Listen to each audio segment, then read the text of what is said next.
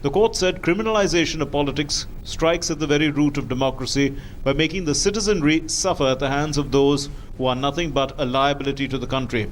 A 5-judge constitution bench headed by Chief Justice Deepak Mishra said malignancy of criminalization of politics was not incurable, but the issue was required to be dealt with soon before it becomes fatal to the democracy.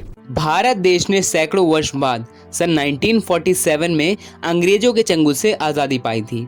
आज़ादी के समय समस्त नेताओं ने गांधी जी के राम राज्य के स्वप्न को साकार करने के लिए संकल्प किया था, परंतु वर्तमान में भारतीय राजनीति का अपराधीकरण यानी क्रिमिनलाइजेशन ऑफ इंडियन पॉलिटिक्स जिस तीव्र गति से बढ़ रहा है, इसे देखते हुए कोई भी कह सकता है कि हम अपने लक्ष्य से पूरी तरह से भटक चुके हैं। देश के समस्त नागरिकों को चाहिए कि वह आत्म आकलन करें और प्रयास करें कि जो नैतिक मूल्य हम खो चुके हैं उन्हें हम रीस्टैब्लिश करें। देश में सभी लोग कालाबाजारी, रिश्वतखोरी, भ्रष्टाचार, भाई भतीजावाद, जातिवाद एवं सांप्रदायिकता का जहर फैला रहे हैं। एक सामान्य कर्मचारी से लेकर शीर्षार्थ नेताओं तक भ्रष्टाचार संबंधी आरोप समय समय पर लगते रहते हैं और भारत देश की राजनीति में अपराधीकरण दिन ब दिन बढ़ता जा रहा है। कुर्सी अथवा पद की लालसा में मनुष्य अपने सभी नैतिक मूल्यों का वायलेशन भी दिन ब दिन करता रहता है। लेकिन भारत की राजनीति में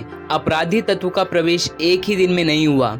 भारत को इंडिपेंडेंस मिलने के बाद जिस तरह से कुर्सी के लिए जीतोड़ संघर्ष आरंभ हुआ, सभी दल अपना अपना वर्चस्व स्थापित करने के लिए गांधीवाद के दृष्टिकोण को नकारने लगे and this became the vital reason for the integration of politics and criminal. और इसी के साथ साथ जातिवाद को मिटाने के नाम पर भी इस प्रक्रिया को बढ़ावा मिला और आवश्यकता यह है कि पॉलिटिक्स में बढ़ते क्रिमिनलाइजेशन के कारण को खोजें और बेटर सोल्यूशन फाइंड कर सकें। सबसे पहले हम पाते हैं कि भारत देश की चुनाव प्रक्रिया में सुधार की आवश्यकता है।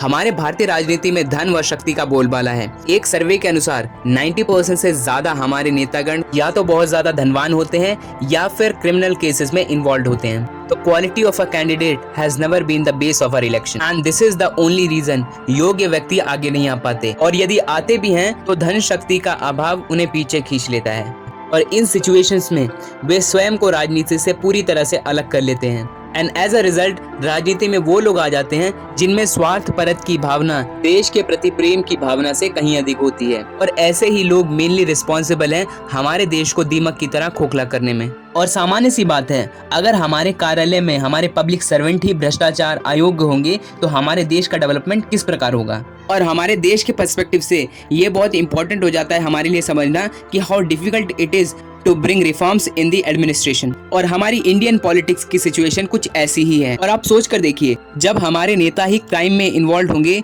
Then it is very obvious that our Indian politics has to be criminalized. और यही भ्रष्ट नेता अपने प्रशासन में भ्रष्टाचार एवं भाई भतीजावाद को जन्म देते हैं। देश के अनेक महत्वपूर्ण पदों को यह सीधा प्रभावित करते हैं तथा पदों पर नियुक्ति योग्यताओं के आधार पर नहीं, इनकी सिफारिशों एवं निर्देशों के आधार पर होती है। चलिए दोस्तों, अब डिस्कस कर लेते हैं कि क्रिमिनलाइजेशन ऑफ पॉलिटिक्स के क्या कारण हैं। देखिए, पहला रीजन है अपराधियों का पैसा और बाहुबल राजनीतिक दलों को वोट हासिल करने में मदद करता है। चूंकि भारत में चुनावी राजनीति अधिकांश जाति धर्म जैसे कारकों पर निर्भर करती है, इसलिए उम्मीदवार अपराधी होने के बाद भी चुनाव जीत जाता है। नेक्स्ट रीजन है हमारा वोट बैंक पॉलिटिक्स। अधिक वोट पाने और सत्ता हासिल करने के लिए राजनीतिक दलों के पास चुनावों और अन्य कार्यों के लिए भारी खर्चा होता है। इसके अलावा निर्वाचन क्षेत्र के साथ एक राजनेता का संबंध राजनीतिक भ्रष्टाचार के लिए उपयुक्त वातावरण प्रदान करता है। नेक्स्ट रीजन है हमारा भ्रष्टाचार। क्रिमिनलाइजेशन ऑफ पॉलिटिक्स को बढ़ावा देने के लिए भ्रष्टाचार एक महत्वपूर्ण भूमिका निभाता है। क्रिमिनल केसेस में लोगों को रिश्वत देकर सत्ता और पावर को हासिल किया जाता है। नेक्स्ट रीजन है हमारा शासन की कमी, यानी चुनाव के दौरान पर नेताओं के द्वारा झूठे वादे किए जाते हैं तथा इलेक्शन कमीशन द्वारा दी गई गाइडलाइंस को भी फॉलो नहीं किया जाता है और इसी की वजह से कई बार चुनावों में धांधलीबाजी का भी आरोप लगाया जाता है। Next is the caste politics in India. Indian voter का एक महत्वपूर्ण कैरेक्टर यह है कि वह अपने जाति व धर्म को ही वोट करता है and ultimately this give rise to criminalization of politics. And lastly the first past the post system. इसके तहत जिस उम्मीदवार को सबसे अधिक वोट आए होते हैं वही विजेता बन जाता है, बट ड्यूरिंग इलेक्शन उम्मीदवार अपने पैसे अपने बाहुबल का प्रयोग करके अधिक से अधिक वोट हासिल करता है तथा धन और बाहुबल का प्रयोग कर जीत जाता है। चलिए डिस्कस कर लेते हैं कि इस बढ़ते क्रिमिनलाइजेशन ऑफ पॉलिटिक्स को कैसे कर्व किया जा सकता है। इसमें सबसे पहला नाम आता है दिनेश गोस्वामी कमेटी, जो कि फॉर्म हुई थी 1990 में। इसने बोला था अपनी रिपोर्ट में कि भारत में हो रहे चुनावी खर्चे पर हमको नियंत्रण करने की जरूरत है। नेक्स्ट है हमारा वोहरा कमेटी, जो कि फॉर्म हुई थी 1993 में। इस कमेटी ने अपनी रिपोर्ट में बताया कि जो क्रिमिनलाइजेशन ऑफ पॉलिटिक्स है, ये एक चिंता का विषय है, जिसको सीबीआई, इनकम टैक्स, नार्कोटिक्स इत्यादि की सहायता से सॉल्व किया जा सकता है। फिर वर्ष 2002 में सुप्रीम कोर्ट ने भारत सरकार बनाम एसोसिएशन फॉर डेमोक्रेटिक रिफॉर्म्स में फैसला सुनाते हुए ये कहा कि किसी भी इंडिविजुअल को अगर इलेक्शन लड़ने हैं संसद, राज्य विधानसभा या फिर नगर निगम के लिए, तो उस उम्मीदवार को अपने आपराधिक, वित्तीय और शैक्षिक पृष्ठभूमि की घोषणा करनी होगी। फिर वर्ष 2005 में रमेश दलाल बनाम भारत सरकार वाद में सर्वोच्च न्यायालय ने ये कहा कि संसद सदस्य या फिर राज्य विधानमंडल सदस्य को दोषी ठहराए जाने पर चुनाव लड़ने से अयोग्य ठहराया जाएगा और उसे अदालत द्वारा 2 वर्ष से कम कारावास की सजा नहीं दी जाएगी। फिर 2017 में सुप्रीम कोर्ट ने एक महत्वपूर्ण फैसला सुनाया, जिसमें उन्होंने बताया कि पॉलिटिशियंस पर चल रहे आपराधिक मामलों की सुनवाई के लिए फास्ट ट्रैक कोर्ट की स्थापना की जाएगी। अभी हाल ही में आई सुप्रीम कोर्ट की जजमेंट में सुप्रीम कोर्ट ने ये बताया कि किसी भी कैंडिडेट को अगर इलेक्शन लड़ने हैं, उसे अपने वित्तीय और क्रिमिनल केसेस की डिटेल सोशल मीडिया अथवा प्रिंट मीडिया में 2 से 3 बार पब्लिश करना जरूरी है। चुनाव लड़ने के लिए कैंडिडेट हैं, वो अपना डिटेल इलेक्शन कमीशन को देंगे, इलेक्शन कमीशन अपने वेबसाइट पे डालेगा। इसके अलावा जो चुनाव लड़ना चाहते हैं वो अपना डिटेल अपराध का ब्यौरा अपनी पॉलिटिकल पार्टी को देंगे, पॉलिटिकल पार्टी उसको अपने वेबसाइट पे डालेगी। पॉलिटिकल पार्टी अपराध का विस्तृत ब्यौरा इलेक्ट्रॉनिक मीडिया, प्रिंट मीडिया और लोकल मीडिया में चुनाव की तारीख से पहले कम से कम 3 बार पब्लिश करेंगे, जिससे सोसाइटी में एक सेंस ऑफ ट्रांसपेरेंसी या फिर अकाउंटेबिलिटी क्रिएट हो सके और वोटर्स निष्पक्ष होकर अपना वोट कास्ट कर सकें। इवन हमारी कानून व्यवस्था में भी अर्जेंट रिफॉर्म्स की जरूरत है।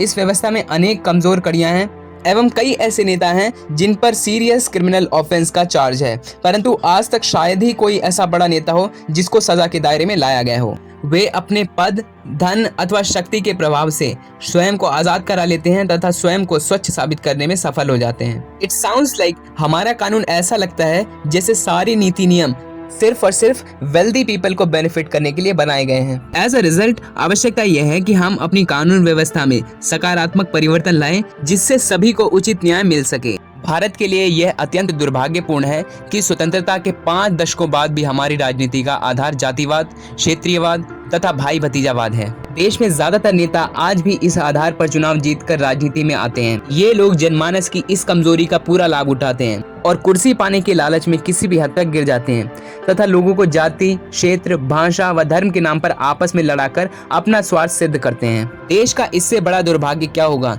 कि जिन कारणों से हम सैकड़ों वर्षों तक विदेशी ताकतों के अधीन रहे, लाखों लोगों ने कुर्बानियां दी, इसके बाद भी हम अपने अतीत से सीख नहीं सके। और अगर फ्यूचर में भी ऐसा ही चलता रहा तो वह दिन दूर नहीं जब संकट के काले बादल फिर से हमारे भाग्य को अपनी चपेट में ले लेंगे। एज अ रिजल्ट आवश्यकता है कि सभी धर्म, जाति, संप्रदाय, क्षेत्र व भाषा के लोग एकजुट होकर भारतीय राजनीति में बढ़ते अपराधीकरण पर अंकुश लगाएं। मतदान के अपने अधिकार का उपयोग पूर्ण विवेक से तथा देश हित को ध्यान में रखते हुए करें। And it is the responsibility of every Indian citizen that our national interest should be above all। तथा सभी अलगाववादी ताकतों का विरोध करें जो देश में सेपरेटिज्म की भावना को उत्पन्न करता है तथा हमारे नेशनल इंटीग्रेशन की जड़ों को भी कमजोर करती है। भारतीय राजनीति पर बढ़ते अपराधीकरण को सामूहिक शक्ति से ही रोका जा सकता है।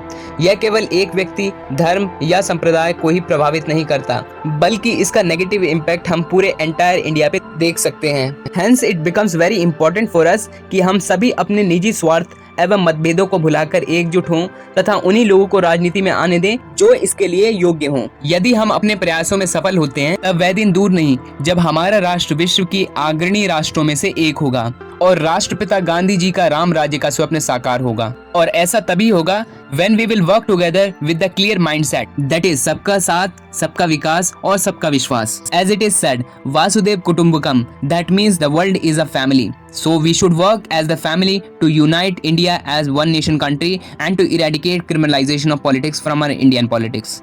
That's it from my side. अगर वीडियो आपको पसंद आया है तो please like it, please share it. Thank you.